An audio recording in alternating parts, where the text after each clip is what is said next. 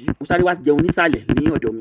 Now bàbá wa onírìṣà mo fi tọ̀wọ̀tọ̀wọ̀ dárúkọ yín o.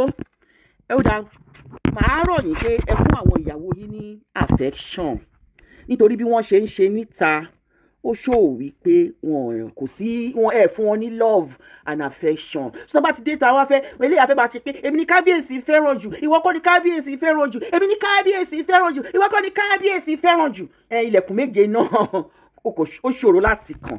Ẹ sọ pé ìyàwó méje kábíyèsí ìyàwó mẹ́fà nìkan la rí o àwọn ò rí ìyàwó keje o. Allegedly wọn lóbìnrin kan jẹ́ tó sì ń gbé Luton ní United Kingdom bí wọn ní òun ìyàwó keje ṣó wa ní ìyàwó keje. Kábíyèsí ẹ jẹ́ bá mi gé bí ìkẹ́ bá mi gbé fún kábíyèsí onírìṣà àfi tọ̀wọ̀tọ̀wọ̀ dárúkọ yín olórí làwa náà o ayaba làwa náà o. A kàn ní pé kẹ́ fún àwọn ìyàwó yín a mọ̀ pé you are a very busy person. Ẹ label wọn Monday, Tuesday, Wednesday, Thursday, Friday, Saturday, Sunday kí ẹni tó tẹ́ bá máa rí níjọ́ Monday kó mọ̀ pé Monday ni tòun ẹni tẹ́ bá máa rí ní Tuesday kó mọ̀ pé Tuesday ni tòun bẹ́ẹ̀ àti bẹ́ẹ̀ lọ. Bóyá wọn ò ní máa wá ṣe rádaràda ráṣínraṣín especially Ashley àti Tèmítọ́pẹ́ bí wọ́n ṣe ń ṣe rádaràda lójú tó bá ti ń ṣe nǹkan kò dára kò dáa wọ́n bà yín lójú jẹ́ wọ́n bà wá ọmọ Yorùbá lójú jẹ́ wọ́n bà àwa ayaba wọ́n bà wá lójú jẹ́ kí ló dé ẹ wo orú ọjọ́ kìíní àná títọ́pẹ́ lọ ń jó tó ń fèjì tó lọ gbèdì séjìká yín tó ń jó pàràpàrà tẹ fèjìká yẹ̀ dànù. Ẹ wo orú ọjọ́ kìíní àná náà tí Ashley tẹ́ fún ọkọ̀ lówó Ashley tóun náà dá o tó náwó pẹ́ tàbí tí olórin kan Ìgè Fọláṣadé Ọlálẹ́rù bẹ́ẹ̀ ni àwa ṣeré ń bí ni tí olórin kan gẹ́lẹ́ léwì kan tó ń kí kábíyèsí Ọọ̀ni níbi coronation náà láti rí gbogbo ẹ mẹ́wàá ṣẹlẹ̀ akukutu wu níbi tí Ọọ̀ni ti ń ṣe coronation. Níbi tí Ọọ̀ni ti ń ṣe coronation a rí Tọ́pẹ́ tó ń jó a rí Ashley tó ń jó a rí pé wọ́n ń ṣe rádaràda. Ṣé bó lórí náà ni Rónkẹ́ Ògúnmilúyì àbí Rónkẹ́ Ògúnwùsì aṣáàrí bí Rónkẹ́ ṣe ń gbé ara ẹ̀ yẹn bẹ́ẹ̀ ló ṣe kẹ́yìn olórí yòókù náà máa gbé ara yín náà kí ló ṣẹlẹ̀ Ukasat Kẹ́hìndé Ṣòwò o ti sáré delete comment ẹ̀ ṣé kọ́ má bàa mú ẹ àwọn ọlọ́pàá. Ẹ wo God bless you all but on a very serious note, Ashley and Temitope, it's another year that is coming. It's another year, 2026. I really want you guys to do good in the year 2026. This year, 2025, is not your year at all because you've been craving a lot and doing a lot to crave for the attention of the Onírìṣà. And I can see, attention, yeah, throw tantrums. So, Ashley and Tope, more grace, how are you? Ashley and Tope, kindly, in the name of Jesus, in the name of Isheshe and all the supernatural beings, whichever one you believe in, kindly comport yourself when you are. We can start to the comments here, by the way. We might have people here come and distract. They are just non-entity. That's for Wukasat. So, Tope and Ashley, enough of your shenanigans. Enough of your shenanigans on social media. It's actually not good, as obìnrin we have to be able to comport ourselves like a very, very reasonable girl. Ask a question, and there's no silly question on social media. She said, what is the purpose of marriage? Now, biblically, the purpose of marriage is for procreation, is to love one another, is to build each other's helper, is to be able to build the society, is to be able to help one another. Even the purpose of all of us in this world is to be able to make this world a better place for each and everybody. Even the people that you give back to, the people that you don't give back to in our society, is to help one another. Ìrànlọ́wọ́ ni gbogbo wa jẹ́ fúnra wa. Kí ni òbí ń ṣiṣẹ́ fún? Wá mo ṣiṣẹ́ nítorí àwọn ọmọ mi fún ẹ fẹ́ ran àwọn ọmọ yín lọ́wọ́ ní Temitope Lizzy, how are you? Ọmọ́táyọ̀ Olúkẹ́mi, how are you? Ẹ fẹ́ ran ara yín lọ́wọ́ ni. A wà nílé ayé yìí láti lè ran ara wa lọ́wọ́ ni. Kò sí nǹkan méjì tí èèyàn kankan nílé ayé wa ṣe ju Jésù tó wá láti wá gba ọmọ aráyé là. Gbogbo àwa yòókù ká ran ara wa lọ́wọ́ sí dáadáa òun la wà fún. Ṣó yẹ yín bẹ́ẹ̀ yẹn? Having said that, ọ̀rọ̀ àwọn olórí là ń sọ. Ẹ wà níbẹ̀ yẹn láti ran kábíyèsí Onírìṣà lọ́wọ́ ni. Kì í ṣe láti dákún problem ẹ̀. Tí ẹ bá dẹ̀ wà ń bẹ̀ tẹ́ ràn èèyàn lọ́wọ́, many of you ní ààfin yẹn nínú ẹ̀yin olórí mẹ́fà yẹn tá a mọ̀ ìkejì allegedly ó wà ní United Kingdom bí ó gbójú pamọ́ wọ́n ní Tosin ló ń jẹ́ wọ́n ló ń gbé ní Luton allegedly ìyẹn dísà láti má gbé ojú ẹ̀ síta ṣùgbọ́n ẹ̀yin tẹ́ gbé ojú yín síta tí kábíyèsí gbé ojú yín síta yìí ẹ máa ṣe dáadáa ẹ máa ṣe dáadáa ẹ máa ṣe dáadáa tẹ́ bá wà láwùjọ ẹ má máa jẹ́ kí ìwà yín kó jẹ́ ohun tí wọ́n máa fi tẹ ojú obìnrin mọ́lẹ̀ ẹ má thank you ẹ má jẹ́ kí ìwà yín kó máa jẹ́ nǹkan tí wọ́n máa fi tẹ ojú obìnrin mọ́lẹ̀ olórí Ashley àti Tèmítọ́pẹ́ no ìwà tẹ wù during this coronation kò dáa ẹ ṣáà ń ṣe yamayama ní bí kẹ́ máa jùdí níwájú kọba bí kẹ́ máa fọwọ́ tọ́ lára bí kẹ́ máa ṣe gbogbo wọn yẹn la rí tí ò dẹ̀ dáa nǹkan tí ò dáa a sọ̀rọ̀ nípa ìyẹn nípa tìyẹn tó tún dàbí ẹ̀ òun ní ti Madam Olúborí Mary Olúborí Mary come in here ẹ jọ̀ọ́ ṣé ìyàwó Ọọ̀ni ni Olúborí ni ìbéèrè ò fàjà o à ń béèrè ẹjọ́ lọ́wọ́ yín ni ẹ̀yin Nàìjíríà ọmọ Nàìjíríà rere o ṣé ààfin ni Olúborí ń gbé ní ìsìn ni ṣé Nàìjíríà ló ń gbé tàbí United Kingdom ṣé Olúborí Mary Olúborí ṣé obìnrin tó jẹ́ wípé ó ń ta ọ̀rọ̀ Ọlọ́run kiri like ó ń kéde ọ̀rọ̀ Ọlọ́run kiri ni tàbí ẹni tó jẹ́ wípé fashion ló fẹ́ máa ṣe a rí Olúborí tó jẹ́ pé Olúborí náà wá tó bá ti ń ṣe nǹkan nífẹ̀ẹ́ Olúborí á wá lọ kó sáṣọ á kó sí góòlù á kó sí bàtà á máa wá yan kiri á máa lọ síwájú ọba á máa fọwọ́ gbọ́ba lẹ́nu á máa fọwọ́ kọba lọ á máa fọwọ́ faṣọ ọba á máa fọwọ́ gbá ọba léjìká á dúró síwájú ọba á máa rèdí rekereke fóònù tí mo fẹ́ lò láti fi ṣe ṣáàtì òun kọ́ ni mo fi ń ṣe ṣáàtì ó dùn mí gan torí mi ò bá mú àwọn ibẹ̀ yẹn wá tí ẹ bá dẹ̀ rò pé irọ́ ni mo pa ẹ́ lọ sórí Instagram kẹ àbí orí Google or anywhere kẹ ẹ tẹ Olúborí àti Ọọ̀ni ẹ rí bí Olúborí bí Mary Olúborí bó ṣe máa ń ti ọwọ́ bọ ara Ọọ̀ni tó dẹ̀ máa jó péréke níwájú ẹ̀ ìbéèrè ò fàjà ìbéèrè la béèrè ṣé Olúborí náà jẹ́ kan nínú àwọn olórí ni Olúborí as a woman of God I am not afraid to say this as a woman of God you are not comporting yourself the way you are supposed to carry yourself within the society as a woman of God if you are proud of your husband and you go to such occasion your husband must be beside you all the time and you sit with your husband and you comport yourself ọjọ́ wo lórí Fúnkẹ́ Adéjùmọ̀ tó bá máa rìn tó bá máa ṣe yamayama tó bá máa jùdí àwọn tá a mọ̀ sí èèyàn Ọlọ́run nìyẹn ọjọ́ wo lórí ìyàwó Táíwò Òjó tó bá máa lọ sí occasion tó bá máa lọ jùdí wèrèkè bẹ́ẹ̀ yàtọ̀ sí church Mary Olúborí ó ti sọ̀rọ̀ ẹ di fashionista nǹkan ayé ti wọ ojú ẹ ju bó ṣe yẹ kó wọ ojú ẹ lọ nǹkan ayé ó ti wọ ojú ẹ ju bó ṣe yẹ kó wọ ojú ẹ lọ àní kéèyàn má wọṣọ tó fáyín o ìwọ ló lówó ẹ tó fi ń wọ̀ but the way you comport yourself within the society Mary Olúborí is now questioned I am questioning it I have a concern about you and what you say or the grace you say you carry. Are you a Christian or your church is based foundly on his palace? Because that is where we see you these days. That is where we see you. You showcase yourself. You go to tower. You any slash. Kini kan lawo. I will go to the fún mi o. I will gift to the fún mi. I will, you know, all those shenanigans. Tó bá jẹ́ pé ìṣẹ̀ṣe ló dẹ̀ fẹ́ máa ṣe, kó o dúró sórí ìṣẹ̀ṣe. Tó bá jẹ́ wípé ọ̀rọ̀ Ọlọ́run ní nǹkan tó fẹ́ máa sọ fi ọ̀rọ̀ Ọlọ́run bọ́ àwọn tó fẹ́ máa gbọ́ ọ̀rọ̀ Ọlọ́run lọ́dọ̀ ẹ̀. And with all due respect, all the affluence that you are flaunting on social media does not reflect on your church member. With all due respect, it doesn't reflect on them. Tá bá wo àwọn church àwọn church members a rí àwọn tó jẹ́ wípé they look so morose. I'm not United Kingdom mi bí ni mo sọ mi sọ Nàìjíríà o. A rí àwọn tó jẹ́ wípé bó ṣe máa ń wò bóyá bó ṣe ní kó máa wò nìyẹn they don't look happy and yet you will come out with all the happiness, all the satisfaction, all the attraction, all the gold, all the jewelries, all the big HOH, all the good batters and the bag and the MS bag and the Gucci sunglasses and everything. You know, ìmúra lẹ́ẹ̀kan ṣoṣo ń wọ 10 millions, ń wọ hundreds of millions, and it doesn't reflect on your church. Olúborí, please, kindly let the way you portray yourself outside, let it reflect within your church. That is for you, and let us know the role. Torí from nǹkan tí mo ti rí o bóyá ayé dẹ̀ ti sún síwájú jù bẹ́ẹ̀ lọ ní ìtìrí ibi tó ti joyè ní tó ti fi ẹ̀jẹ̀ yèyé ọba tàbí agúnléjìká ọba tàbí kìnnìkan ọba, you understand? Bóyá yẹn ló ṣe ń jẹ́ kó yèyé lúwà of Ilé Ifẹ̀, yẹn ló ṣe jẹ́ pé gbogbo tó bá ń ṣe ní Ilé Ifẹ̀ ṣá ká máa rí ẹ, you understand? Èyí tó ṣe tó bùkù òun ni eléyìí tí mo rí fídíò kan tí mo rí tó fọwọ́ tọ̀ ni tó wá ń kawó lé Ọọ̀ni àtàwọn ìyàwó ẹ̀ lọ́wọ́ bí ẹni tọrọ bára. That's not done. You can put it in them, you can give it to them after, you can give it to them before.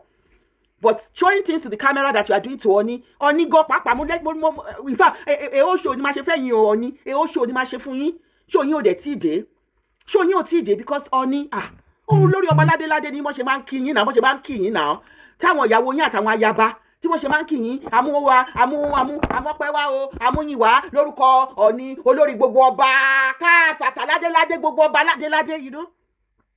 But báwọn obìnrin wọ̀nyí bọ́n ṣe ń ṣe kò reflect bí wọ́n ṣe máa ìlọjá ìsìn yín yẹn. Abíọ́lá Ògúnsọ̀yà wà yìí, mọ́ Grace mo rí yín mo ti dárúkọ Tèmítáyọ̀ Olúkẹ́mi lẹ́ẹ̀kan, jẹ́ kí n tún kí gbogbo ẹ̀yin èèyàn mi ilé Tèmítọ́pẹ́ Lizzy, Wukasat Kẹ́hìndé, Igi Fọláṣadé Ọlátẹ́rù, Tọ́lá Àjàyí Ìdòkò and Boscott Abọ́sẹ̀dé. Kò reflect wọ́n ṣe máa ń kí yín yégbéní kìnìkan wọ́n ẹkùnrẹ́ Ádámọ̀ kìnìdé o, olórí gbogbo àwọn ìdí mèrèdé, ọba lánàá, ọba wòsùwòsùwàsùwàs, ọba gbàgbàgbà, ọba tó ní kọ́ bá jókòó, ọba tó ń gbé kọ́ bá dìde, olórí ọba gbogbo dé ẹkùn. Àbáwọn ìyàwó yín ṣe ń ṣe kò ṣó o bí wọ́n ṣe máa ń kí yín yẹn, kábíyèsí kò ṣó ẹ̀ rárá. Ẹ jọ̀ọ́ nítorí Ọlọ́run, especially Ashley àti Tèmítọ́pẹ́, wàhálà wọn, ìdójútì wọn ó ti pọ̀ jù ní tí ẹ bá ń ṣe occasion. Ìdójútì wọn bó ṣe máa ń ṣe kò bí fìtì olórí. Ẹ jẹ́ ká tún mú another of their shenanigans tí a tún rí ní orí social media, ẹ jẹ́ ká mú wá fún yín. Ẹ jẹ́ ká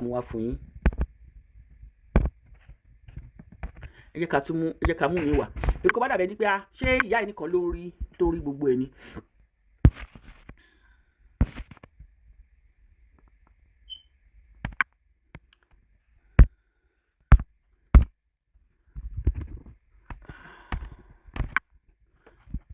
Ẹ tún wo nǹkan tẹ́ni kan bí báyìí. Only God knows what Naomi is going through in the hands of this one. Ṣé rí Tèmítọ́pẹ́ àti Ashley bọ́n ṣe máa ń gbéra wọn láàfin ṣá kò ṣe bó ṣe dáa. Ọọ̀ni ẹ jọ̀ọ́ nítorí Ọlọ́run ẹ bá wa rí sí gbogbo bí wọ́n ṣe máa ń ṣe ń bẹ̀ yẹn. Wọ́n ní wọ́n máa ń dúnkokò máa wo obìnrin gan ni, ó dùn ìkọ́kọ̀ bí máa jọba láìpẹ́. Èmi bá wá sáà fìkà ló máa dúnkokò, àwọn wọ̀nyí ṣáwọn wọ̀nyí náà wọn ò lè dúnkokò. Ẹ yé dúnkokò máa wo obìnrin o, ilé ọba àfi ọba ibi tó yẹ kí gbogbo obìnrin máa pọ̀ sí ni. Èyí èso Tèmítọ́pẹ́ Ashley, àwọn méjèèjì yìí ni a gbọ́ pé wọ́n ṣe onígbọ̀wọ́ fún ẹni tó lu Tolúlọpẹ́ ọlọ́wọ́ síbi tó gba létí, ìyẹn Abọ́sẹ̀dé Elégèsè. So ibi tí willigalism bá ti wà ní ààfin tán ti ń jà tán gbára wọn létí, irú àwọn olórí bẹ́ẹ̀ ó yẹ kẹ́ retrench wọn ní kábíyèsí. Ẹ jọ̀ọ́ ẹ bá wa retrench àwọn olórí tí wọ́n ti pọ̀ jù. So bí mo ṣe ń sọ nípa Olúborí, ẹ jẹ́ kí n wò bóyá mo ní photograph ibi tí Olúborí ti ń jó níwájú kábíyèsí. Ẹ jẹ́ kí n wò bóyá mo ní, tí n bá ní kí n fi hàn yín.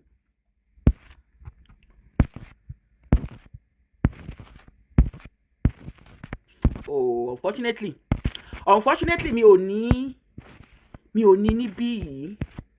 Inú other phone yẹn ni ó wà, inú other phone yẹn ló wà. Má bínú, ẹ lọ type ẹ̀ sí orí ìkànnì, ẹ rí, ẹ type Olúborí, ẹ rí ibi tí Olúborí tó ti ń jó tó ń jùdí ní ẹgbẹ́ Onírìṣà, òun àti Tóyìn Kọ́ládé. Irú àwọn nǹkan bẹ́ẹ̀ yẹn kò dáa ní àwùjọ. Ìyẹn kọjá lọ ní ara àwọn nǹkan tó ṣẹlẹ̀ ní ọ̀sẹ̀ tó kọjá. Ní ọ̀sẹ̀ tó kọjá náà, bẹ́ẹ̀ ni Ọmọníkẹ́ Ọ̀sàwàrú ní it is true the disrespect and show of shame of Olúborí is too much. She has never been seen invited to any church to preach, yes, but always around Alawo people. Besides, she's giving money to the king one by one in the presence of the crowd, proving she spends pounds.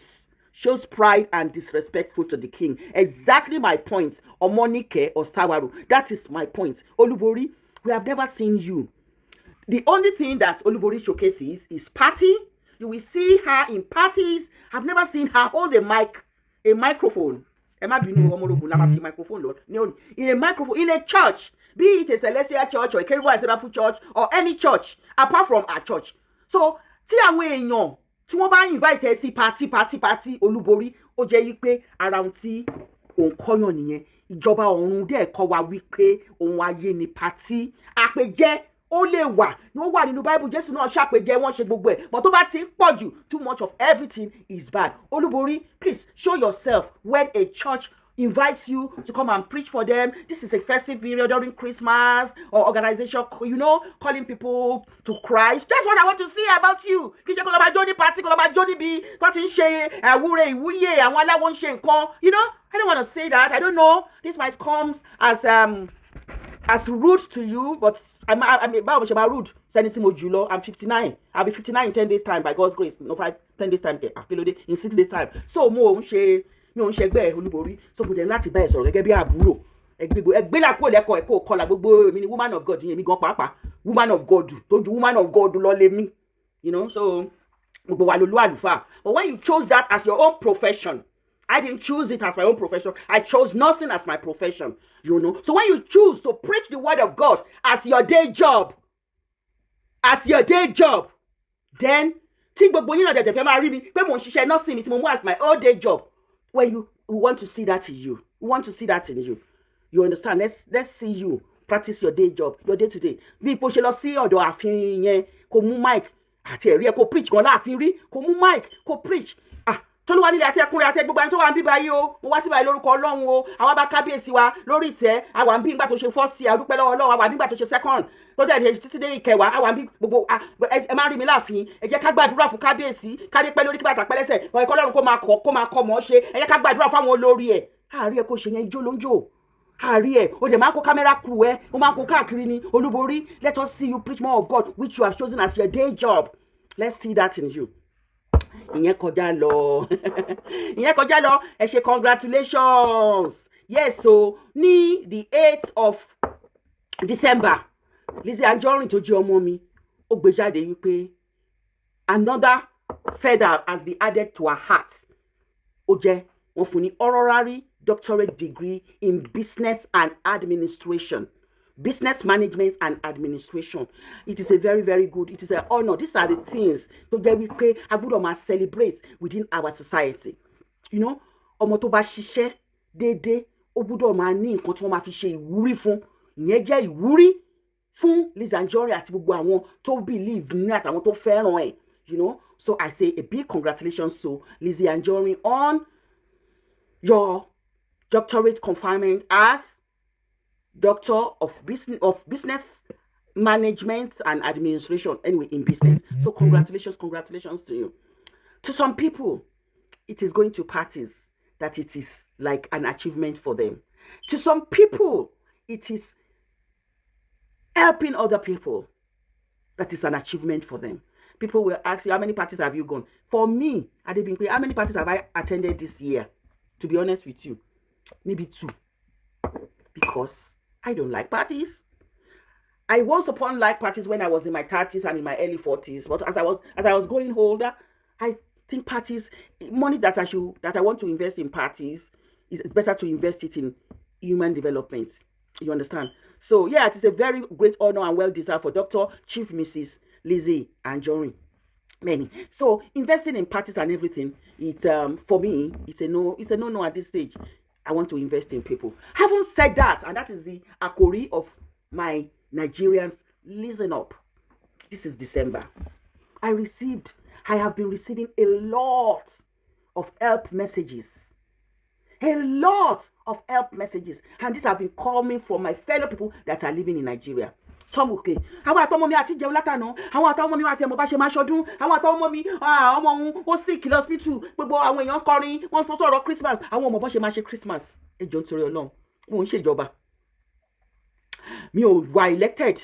Mi ò ní appointment.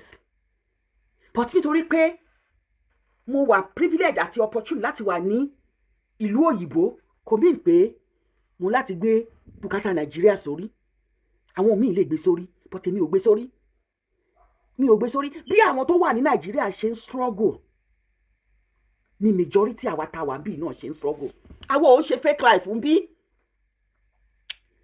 Ẹ lọ sí platform tí wọ́n sọ wípé àwọn fẹ́ máa ràn yàn lọ́wọ́ ní platform ń bíbá àwa educative show là ń ṣe. I will prefer to feed 100 people with 2,000 naira each for 100 people than to give one individual 200,000. At least màmá ìpè ní ọjọ́ yẹn 2,000 yẹn á ra cup gàrí kan tí ojú báyìí lọ agolo gàrí bóyá 50 or 100 naira náà ta agolo gàrí kan á ra agolo gàrí kan á ra ṣúgà tí wọ́n dì sínú ọ̀rá tí wọ́n ń tà ní 50 naira á ra ẹ̀pà 100 naira wọ́n á dẹ̀ ra pure water méjì tí wọ́n máa tú sínú abọ́ tó máa fi mu gàrí yẹn ju kí n fún èèyàn kan ṣoṣo ní 200,000 lọ. Tèmi ń ṣe lórí platform tèmi nìyẹn. Mi ò ní sponsor, owó oṣù mi ni mo ti ń mú nínú ẹ̀ tí mo fi ń help èèyàn. So when you come to my platform láti wá máa sọ fún mi pé ìwọ àtọmọ ẹ jẹun láti ọjọ́ kẹrin ní ìlú tó ní governor tíyàwó governor wà ń bẹ̀ tó ní chairman local government tí chairman local government wà ń bẹ̀ tí ẹ lè lọ sírú ọ̀dọ̀ wọn tó wá jẹ́ pé orí social media lẹ́ ń wá many of you ẹ̀ tí ì bá mi sọ̀rọ̀ rí obìnrin kan ní tó sọ̀rọ̀ lórí social media ilé náà máa lówó lọ́wọ́ ó yá ẹ jẹ́ ká gbé bùkátà wa wá kò sí o èmi gan ní bùkátà. Báwo ni mo ṣe máa wà ní United Kingdom tí màá máa gbọ́ bùkátà ẹ̀yin tó wà Nàìjíríà ẹ gbọ́ pé mi ní family ní ọdún yìí ní January 2025 èmi àtàbúrò mi tán bí tẹ̀lé mi Juliet Adékọ́lá wàyò a sọ wípé fún family wa o ní ọdún yìí this is 2025 ní January lásán yẹn a ní ní ọdún yìí o àwọn tó bá fẹ́ ṣe nǹkan nínú family àwọn tó fẹ́ ṣe gbá nínú family àwọn méjèèjì torí pé bí la wà á decide pé a ní pause kan jẹ́ ká kó 2 million síbẹ̀ that was January ká kó 2 million síbẹ̀ pé just for our family tó bá fẹ́ ṣe nǹkan wọ́n fẹ́ ṣe gbá ká ṣà fún wọn by March 2 million ti tán by March 2 million ti tán by March yẹn family extended family ni o kì í ṣe family tiwa o kì í ṣe nuclear family o by March 2 million ti tán ó ti tán pátápátá. Lẹ́yìn ìgbà yẹn àbúrò mi yẹn lọ́mọ ẹ̀ ló ní òun fẹ́ ṣe wedding lónà fẹ́ ṣe wedding wọ́n ṣe wedding yẹn níjọ́ Saturday tó kọjá yìí ni kò tí ì pé ọjọ́ mẹ́rin today is Tuesday ọjọ́ Saturday tó kọjá Saturday Sunday Monday today is Tuesday ní wọ́n ṣe wedding yẹn owó la nọ́mbẹ̀. Àbúrò ìtọ́ bí tẹ̀lé òun àwọn ọmọ ẹ̀ mẹ́ta náà bá ní àwọn máa ṣe wedding o ìkan máa ṣe wedding ní on the 28th ìkan máa ṣe ní lóṣù yìí ìkan máa ṣe wedding ọmọ àbúrò mi kan máa ṣe wedding on the 28th of this December ìkan nínú àwọn ọmọ ẹ̀ ó máa ṣe wedding ní on the 9th of January.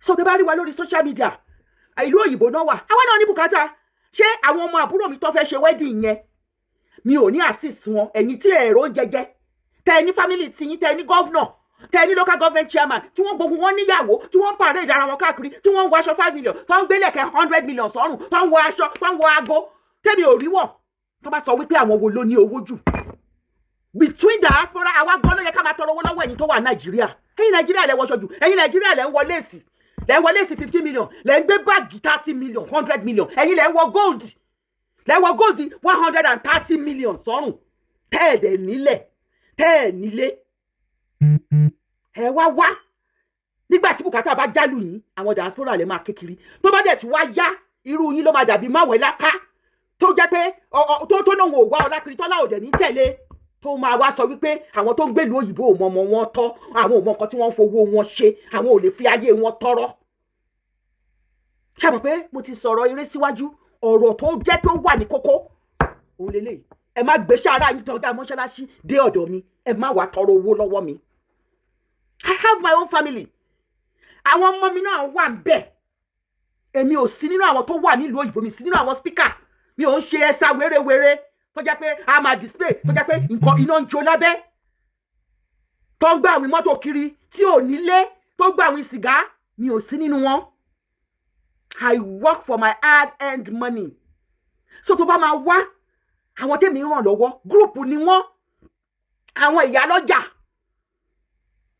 lọ́jà máa pè wọ́n ó yá o mo fẹ́ fún yín lóúnjẹ ọ̀sán lónìí o ní tèmi ń ṣe nìyẹn oúnjẹ àárọ̀ ni mo fẹ́ fún yín o tí mi ìbàdàn ní kankan máa fún wọn ẹ wo èmi nìkan ọmọ àbúrò mi wọ́n ṣe wedding last week àwọn méjì wọ́n ṣì ń bọ̀ nínú ọdún yìí àti mú àwọn tá a ràn lọ́wọ́ nínú family wa gangan tí wọ́n ń ṣe nǹkan tá a fún ní owó gidi ẹ̀yin náà lè dẹ̀ máa wá tẹ́ bá máa pe ewé mi ní elékìsà kò lówó lọ́wọ́ mi ò láti sọ fún yín pé kí o bá ṣáà ti wọṣọ ni aṣọ la dẹ̀ ń wówó ran aṣọ là ń rówó ran aṣọ.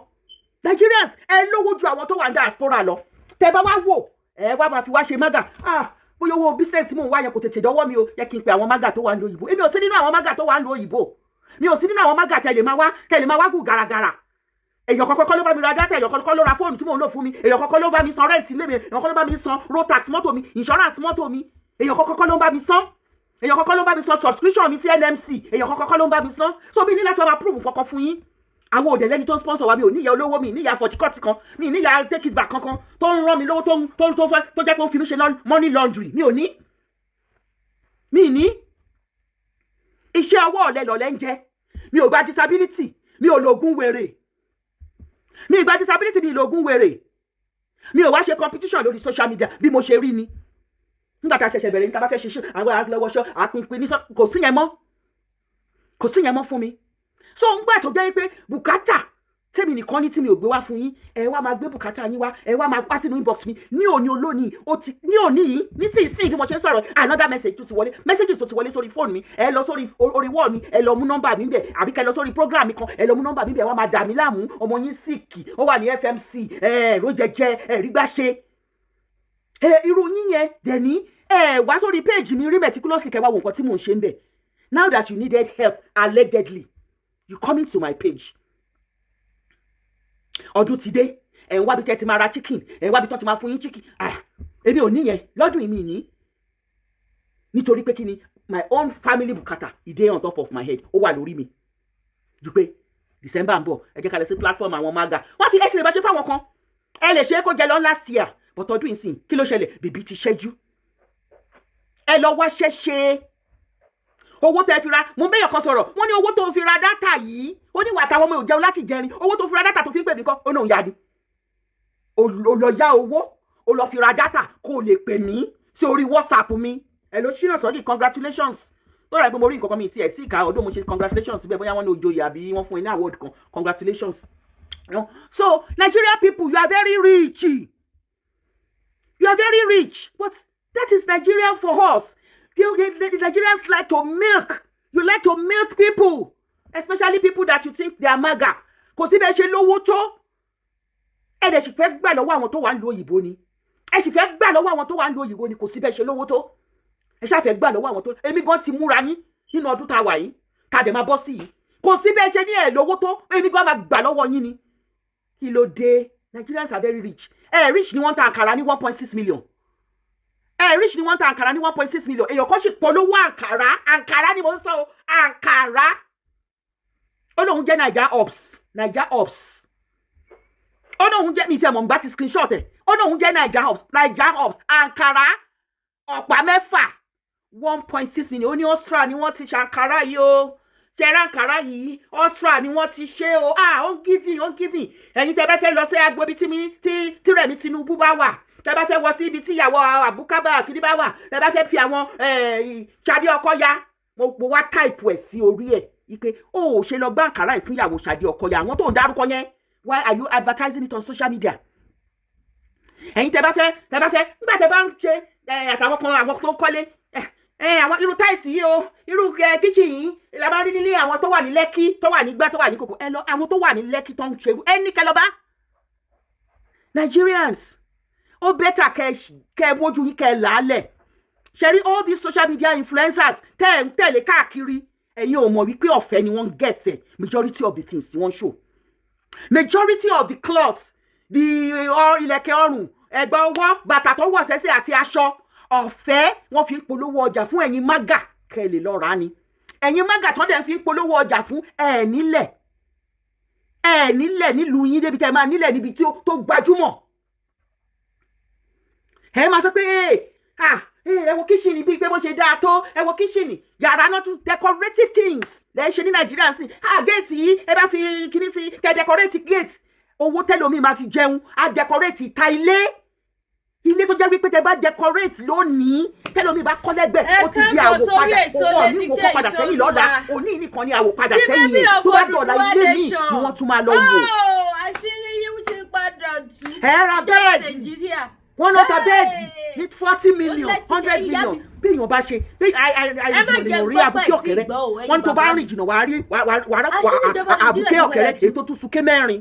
bí wọ́n ṣe pín AK-47 òun ni ìyá tèmi fún wọn ní Àbújá ṣé bó ti mọ ẹlẹ́wàá ṣàkọ́ unnecessary ambition òun ló sọ Nàìjíríà débi tí wọ́n dé yẹn unnecessary ambition ló lé yín débi tí ẹ dé yẹn lónìí in abroad here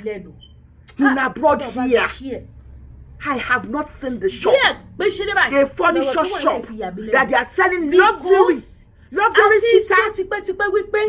sitters more than £30,000 and you don't lè kó lè lẹ́ẹ̀kan ṣoṣo tí ẹ lè kó owó 3,000 sitters sílẹ̀ lẹ́ẹ̀kan ṣoṣo bẹ́ẹ̀ tó wà luxurious nígbà tí mi ṣe King Charles kí sọ pé mo fẹ́ lo bẹ́ẹ̀dì tí King Charles kó tó ní that is called over ambition.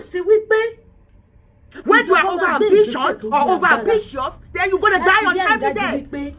You look at what you are doing, you look at your purse, and you cut your coat according to your material and your purse. Nigeria ni mo rí tó yẹ pé mama ń lé nǹkan tí ò yẹ kẹ́lé. And when you overprice yourself, then you price yourself out of the market. Mo ṣì bọ̀ wá bá gbogbo ẹ̀yin kúndùkúndù gbogbo ẹ̀yin tó ń ṣerun gbogbo ẹ̀yin lùtìlùtì gbogbo ẹ̀yin oríṣiríṣi kan bá a ṣe rí ẹni makeup artist tó máa pe tòun ní pé òun fẹ́ wá bá ìyàwó ṣe ojú ẹ̀ o 2 million láti rí makeup artist tó máa wá ṣe ojú ìyàwó ní 10,000 naira tàbí máa gbé sẹ́gbẹ̀ẹ́ báyìí torí 10,000 naira yẹn tó máa bẹ́ẹ̀ ká ẹ lọ.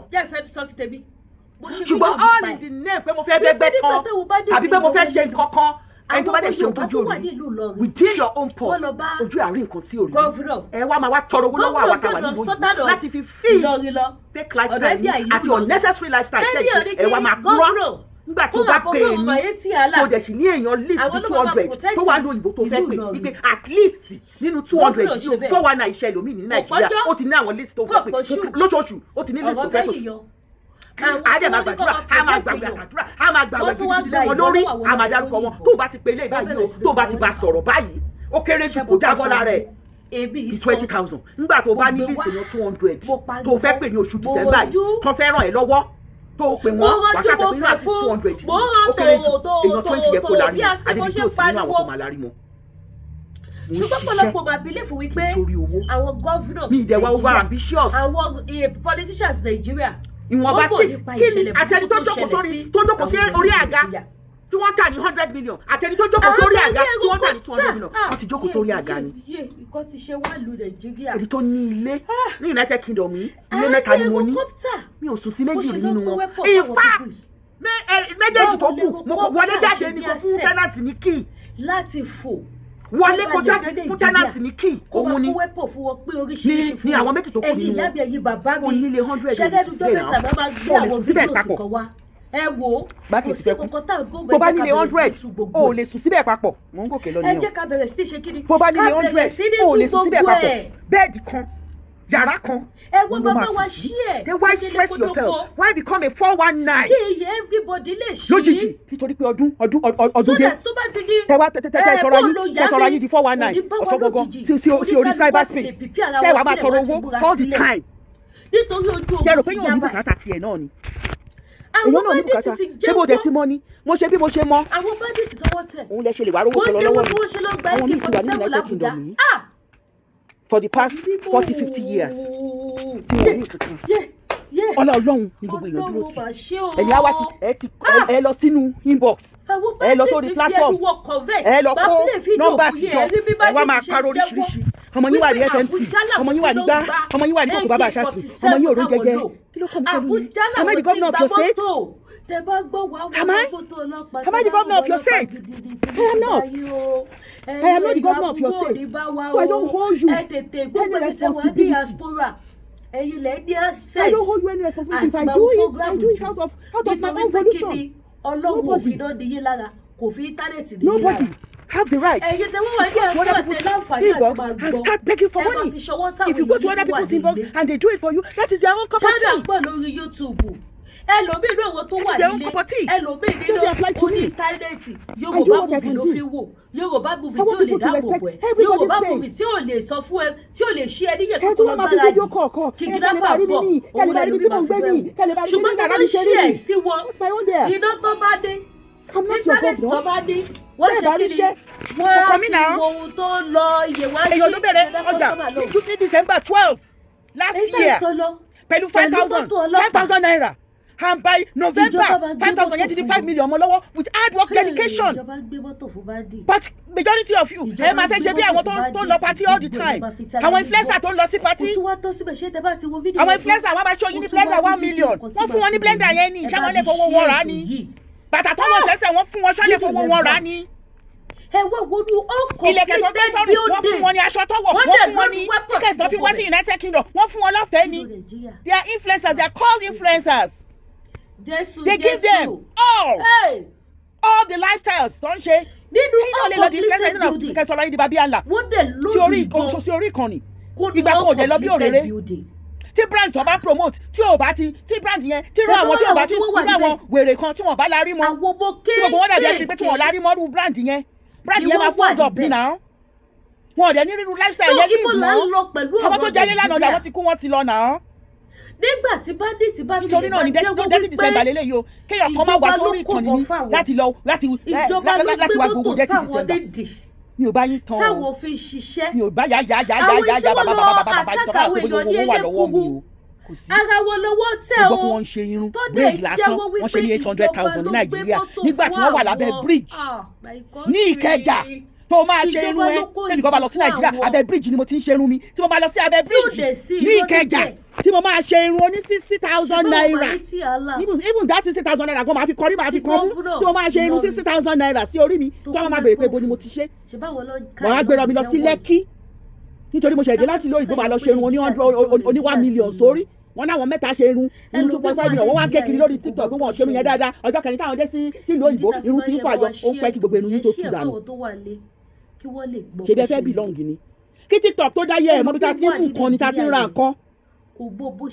mọ́bí ta ti ń ra nǹkan ni tó bá jẹ́ pé bẹ́ẹ̀ lówó náà wà ní kílẹ̀ tá a máa ra ẹja láti Nàìjíríà kílẹ̀ tá a máa rán yín ní pọ̀mọ́ láti Nàìjíríà tó bá yẹ pé owó yẹn pọ̀ ní kílẹ̀ tá a ṣe ra pọ̀mọ́ bíi kára mẹ́ta pọ̀mọ́ mẹ́ta tó ń tà ní 10 pound bí but I prefer láti rán yín ní Nàìjíríà kẹ bá wa ra oní 10,000 naira pọ̀mọ́ 10,000 naira at least àtó 20 pieces ní Nàìjíríà tẹ̀dẹ̀ máa gbé wá síbí tó yẹ pé kò àti gbogbo owó tẹ̀ máa fi gbé yẹn kò ní tó iye owó tí yẹn máa fi rà bí báyìí that means we are struggling. tá a bá ti rán yín ní nǹkan láti Nàìjíríà ẹ bá wa ra cream mi bọ̀ láti Nàìjíríà o ẹ bá mi rán aṣọ mi bọ̀ láti Nàìjíríà o ó show wípé kò wá ní owó púpọ̀ ìtẹ́lẹ̀ wà bí kílẹ̀tà àránṣọ wá láti Nàìjíríà kílẹ̀tà àrán àwọn aṣọ yẹn bí báyìí kílẹ̀tà àrán ọdún àti bùbá ní Nàìjíríà torí pé ìlú àti bùbá 5,000 ẹ̀rí ìtọ́sẹ̀ ìfẹ́ bá mi wọ́n lẹ́rọ gbọ́dọ̀ kankan mú ni nígbà tí wọ́n sọ pé ìlú àti bùbá 10,000 mo ní ẹjọ́ máa mi ò ní agbára ẹ̀ mi ò ní agbára ìlú àti bùbá 20,000 naira èkó ní ọtún rán mi kílọ̀ mi níbàdàn ó máa rán ìlú àti bùbá tó bá gbẹ dáadáa fún ẹni 8,000 bọ̀ nítorí pé èkó lẹ́wà tẹ́tí bẹ́ẹ̀ bá mi mú ìwà àtìwá yẹn wá òun ni mo ṣe lọ́jú wọ́n ìwà àtìwá yẹn ní 20,000 naira mi ò ní agbára ẹ̀. So we have Nigerian ibi tó bá fẹ́ tò sí ni tó bá rí owó téèyàn bá rí ní àgùn òun ló ná nínàkúnà mi ò rí owó ní àgùn tí omi lè lọ ṣe mi nílẹ̀ kí ní 1 million ìgbà tó fẹ́ bí lọ torí kíni àwọn náà ṣe 1 million ó bá ti tu ó máa ti tán nìyẹn àwọn tó fẹ́ fi ṣakọ sí o ti fi ṣakọ sí wọn at the end of the day wà lọ́ máa mú pákó ẹ nínú yàrá ìwọ tó ń ṣerú 1 million lónìí tó lè ṣerú 1 million lọ́la ojú ti ọ̀lẹ́ ìdí ẹ̀ èmi ò sí nínú fake life wọ́n perú ẹ̀ fake life ni wọ́n perú ẹ̀ ẹlòmíì lórí social media yìí ní orí social media yìí kò fi owó ẹ̀ ra 1 gram of gold rí gold ọkọ máa rà nílé ayé ẹ̀ wọ́n fún ni ní Àbújá wọ́n fún ni ẹ̀ẹ́dẹ̀ẹ̀rí wọn tán kó gold láyé títí wọ́n tán jókòó lẹ́yìn ìgbà yẹn wọ́n ra kankun rí tó dẹ̀ pé ìlú òyìnbó bí wọ́n wà ẹni bá hand money ẹ̀ if you hand your money in the hard in a very very hard tó ṣiṣẹ́ òyìnbó tó olùkẹ́ tí o dẹ̀ ṣe máa dókó kiri wàá ná owó ẹ̀ wisely wàá ná owó ẹ̀ kan wisely n bá lọ sí Nàìjíríà mo mọ àwọn ibi tí mo ti ń ṣe mo mọ àwọn ibi tí mo ti ń fọ ẹsẹ̀ wọ́n fẹ́ fọ ẹsẹ̀ tí wọ́n lọ sí Ìkẹjà nígbà tí wọ́n fọ ẹsẹ̀ ní Mọ́níyà tí wọ́n fọ ẹsẹ̀ lọ́jọ́ ibi tí mò ń gbé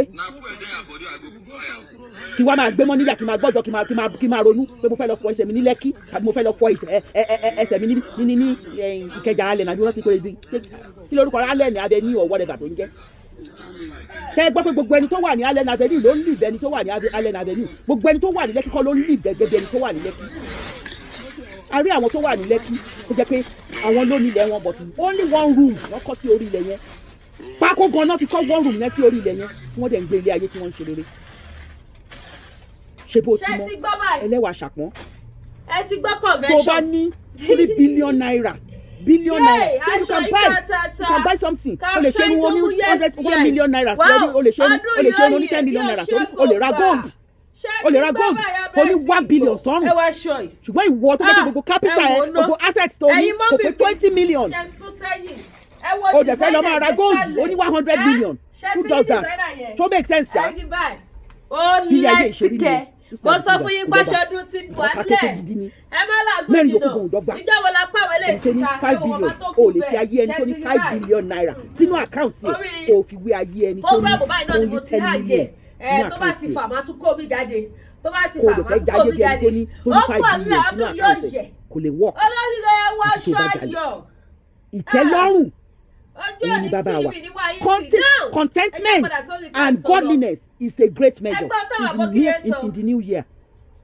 contentment and godliness is a great measure ẹ jẹ́ kí nǹkan tẹ́ bá ní kó tẹ́ ní lọ́rùn ká yóò dọ́gba when people are talking about trillions and billions and you are not there you can pray to be there but you cannot get there in a day because Rome was not built in a day but you want to get there and so owó bẹ̀rẹ̀ sí tojú bọ inbox oní inbox káàkiri owó bẹ̀rẹ̀ sí ní torí bọ inbox oní inbox káàkiri olóńtọrọ owó òun ṣe yahoo òun ṣe 419 because you want to be there lọ́ọ̀kọ́ oníkálukú yàtọ̀ síra bẹ́ẹ̀ ni bọ́sẹ̀ de GFK ó pẹ́ because I'm busy you know this time for Christmas and we are so busy in my place of work we have to do extra duties so that we can make ourselves happy at Christmas you know so and that's why I came online today that Nigerians listen up ìka òdọ́gba what you see on social media if you want to aspire to be like them you have to work hard. You have to really work hard. Rome was not built in a day. You want to come to abroad? You see many of the people that japa to come to abroad, they sold their landed property. They sold their housing to come abroad. And when we come here, we work hard. Some of you in Nigeria have not done anything. That is December 4th. And yet, ẹ̀dàbí ẹni ojú ọ̀run tí ò kí àbí tó ti máa jẹ kọ̀tọ̀ tó ti máa jẹ kalẹ̀ because you know social media is there. By the time you cry, you have numbers of thousands of 101 people that are going to call on social media. Ìkànnì ni wọ́n ṣáà lárí mọ́ ṣáà ni. Ṣé bí tèmi o? Ibi ti ṣẹ́jú. So, nínú ẹ̀yin tó kù, bí ẹ̀yin 15-30 yìí mọ inbox mi ní òní, ẹ má try ẹ̀. I do things for community. I mean group of people. I don't do things for individual. Ìgbà yẹn lọmọ ẹ sì kì, òun wá wọ síkì má dọ̀dọ̀ mi. Ìgbà yẹn lọmọ àwọn ọmọ ẹ, ọmọ mẹ́rin, ọkọ ẹ ti kú, àwọn bàbá ọkọ ẹ ti kú, ìyá ọkọ ẹ ti kú, ìwọ nìkan ló kù, ó wà ní chọ́ọ̀chì, ẹ̀yin méjì péré rẹ̀ tó wà nínú chọ́ọ̀chì yẹn, ó rí chọ́ọ̀chì bíi tàwọn pásítọ̀ táwọn olùdókòwò lọ sílẹ̀ ni. Wọ́n ṣe parí 72 hours ní ẹlòmíì ó máa ń look forward to 22 hours ní nítorí ibẹ̀ ló ti máa rí oúnjẹ tó ti máa jẹun tó ti máa jẹ ẹran ní oṣù mẹ́ta lẹ́yìn oṣù tó bá tó ti jẹ ẹran yẹn tán ó ti di oṣù mẹ́ta ní ìtò bọ̀ wọn ò ti jẹun mọ́ torí pé tó bá ń ṣe 72 hours ní ó kéré jù wọ́n pa tó ti máa lù àwọn tó gbogbo àwọn tó bá dẹ̀ wà ń bẹ̀ ni wọ́n máa fi ẹ̀rí ní church yẹn lọ ẹ̀rí rẹ̀ lọ ẹ lọ sí church bí tó kó tó téèyàn mẹ́rin kan wà pẹ́pẹ́ owó ẹ̀yìn mẹ́rin yẹn ni pásítọ̀ àti pásítọ̀ mi sì tó wà bẹ́ẹ̀ ló máa tún dúró ló máa rajúmọ́ tó ti fẹ́ jẹun ó wá church ńlá lọ má wà sí inbox mi enough of all those shenanigans tó máa ń ṣe ní àsìkò ọdún tábà tún ti ṣe léètọ́ tó bá tún dìgbà ìsà ìtúgbé tó bá tún dìgbà ilé ìtúgbé tó bá tún dìgbà ìtura àwẹ̀ ìtúgbé. mo máa ń the more you block them the more other people come this is not the first time I'm doing this type of show I always do it every year. I always do it every year. This is and it. You people are that is ẹni tó bá mi sọ àwọn tí mo bá sọ lónìí mo sọ fún mi ní scammer nìyí.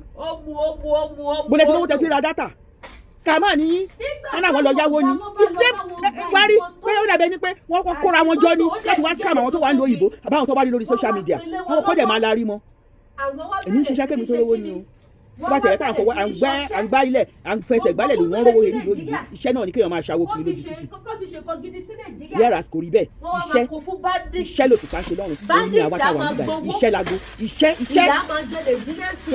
tó bá dẹ̀ yá nìyẹn ẹ dẹ̀ rí wọn pé wọ́n ti wà lóyìnbó for 100 years ẹ̀yin náà lè máa fi bú wa kí lè ṣe sí lóyìnbó àwa lásán kí lè tún sọ bẹ́ẹ̀ yẹn àwa lásán ọ̀rọ̀ lásán lórí tiktok kí ti mú wa gba ìyáde ti dolówó náà kò ní kálukú nìyẹn ọmọ pẹ́lá tó lóun lásìlẹ̀ ìlẹ̀ ẹjọ́ mẹ́ta yìí kí ló ń ṣe lórí tiktok tó fi ní gbogbo owó tó ní anything tó ń ṣe síbẹ̀ kò hard more society, kò hard more value society, kò hard more value life anybody. But many of you want to be like him. Àsìkò tí ẹ lóde. Àsìkò tí ẹ lóde. Ara àwọn tó ń ṣe nǹkan tó ń ṣe yẹn tí wọ́n ní tán ní ṣùgbọ́n lọ́kọ̀ oníkálukú yàtọ̀ yẹn mo ṣe sọ pé ìka yóò dọ́gba. Àwọn èèyàn ti wá sórí social media tán ti gbá àyàn lọ bí ilẹ̀ bí ẹni wọ́n dẹ̀ ti dolórí ní tọ́tù sórí rẹ̀ ń bẹ̀ tí wọ́n náà bá try ẹ̀ o lè má rí wọ́n má try ẹ̀ lọ́dọ̀ mi. But what I'm trying to tell you is that people in diaspora are working their ass off, majority that are doing legitimate jobs. Working our ass off to get the little that we do. And so we are karma free zone. That is the first thing. The second thing is that don't be over-ambitious. Don't be over-ambitious. Jẹ́ kí wọ́n sọ nǹkan tó bá rí ní orí social media. Ìwọ ló mọ̀ bá kú ẹ ṣe rí. Ìwọ ló mọ̀ bá kú ẹ ṣe rí. The most important thing is that you are not in competition with anybody on the social media and social space. Once you have that at the back of your mind, you are good to go. You are good to go. Irú ẹni báyìí sí elékìsá ni.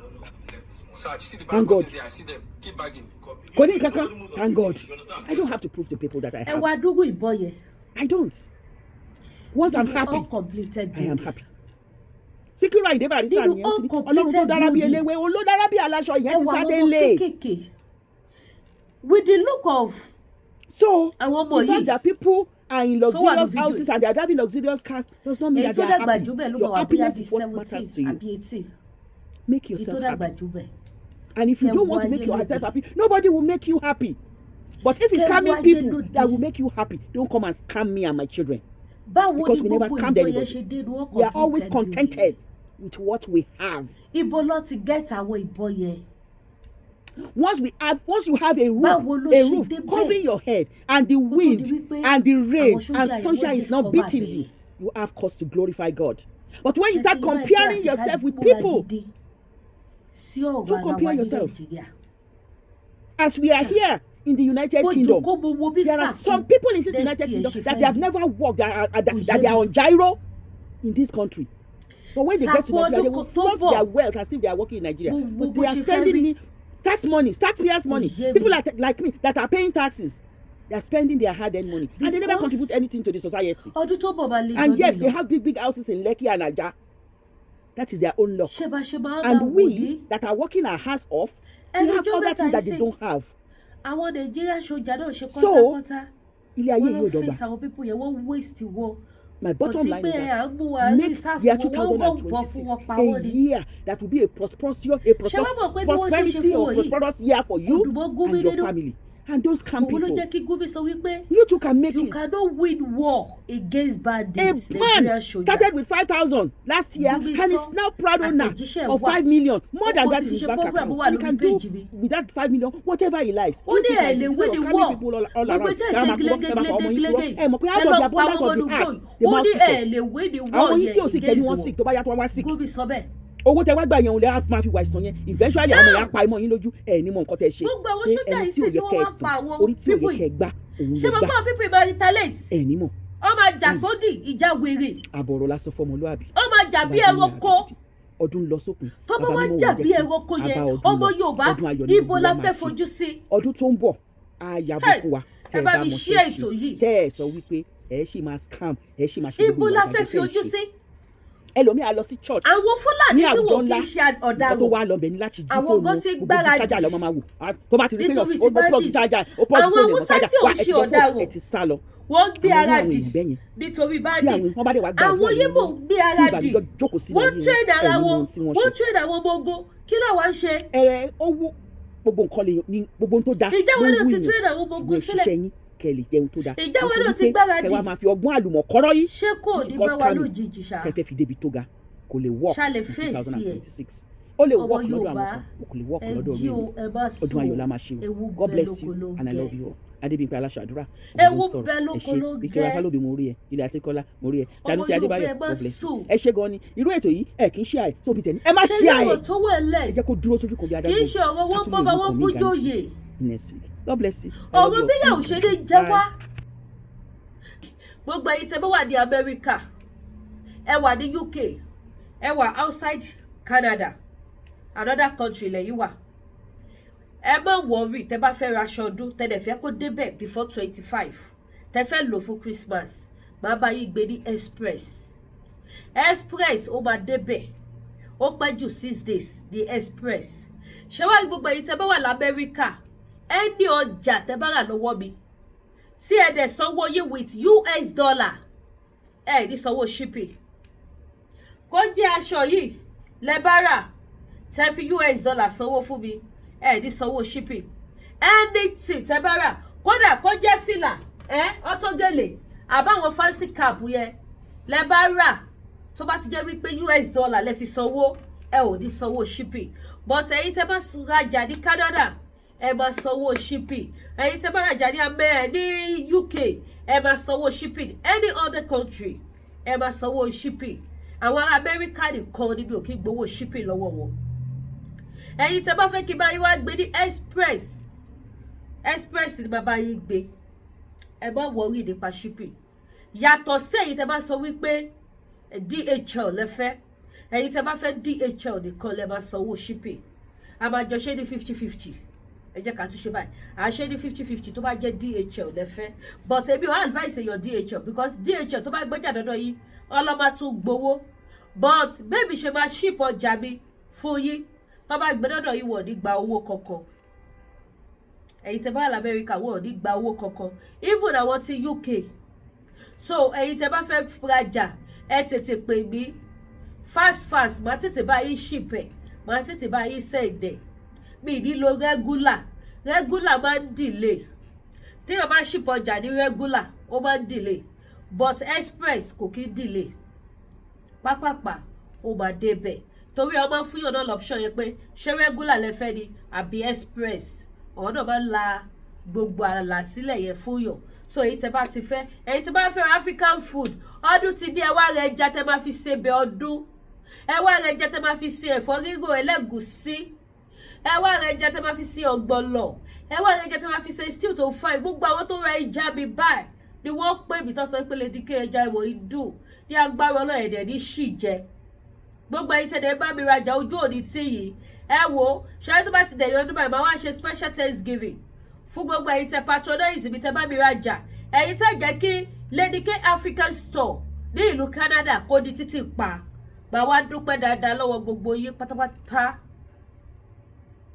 So gbogbo ẹ̀yin tẹ́ bá fẹ́ ra ẹja a sì ní Thailand fish a ní stock fish orí panla wà a dẹ̀ ní catfish ẹja àrọ̀ gbígbẹ kì í ṣe àwọn gbígbẹ tó máa kàn gbé orí ràgẹ̀dì yẹn lásán o no èmi ò ní ẹja àrọ̀ olórí o kò sí catfish olórí àwọn gbígbẹ àárín yẹn tó ti gbẹ dáadáa tẹ́ bá dà sómi gbígbóná tó bá ìtẹ́ fi hàn sí ó máa wú wá ni àwọn ló ṣe kí ni ló wà available bíbá so kẹ́ pè mí èyí tẹ́ bá ti fẹ́ èyí tẹ́ bá fẹ́ àwọn wíìgì lóríṣiríṣi ọdún ti dé ẹ wá ra wig àwọn wíìgì ló kú bíbá lóríṣiríṣi yìí kí tètè bá yín sẹ́ẹ̀dẹ̀ kẹ́rí lò fọ́ndún tó bá dẹ̀ jẹ́ pé àwọn expressions náà ni tẹ́ fẹ́ fi ṣerú lóríṣiríṣi ẹ fẹ́ ṣe àwọn braid oní coils yẹn mo láwọn expression àwọn lunch àtàwọn attachment lóríṣiríṣi tẹ́ lè lò tó máa fún yín ní braid tó máa coil lẹ́nu.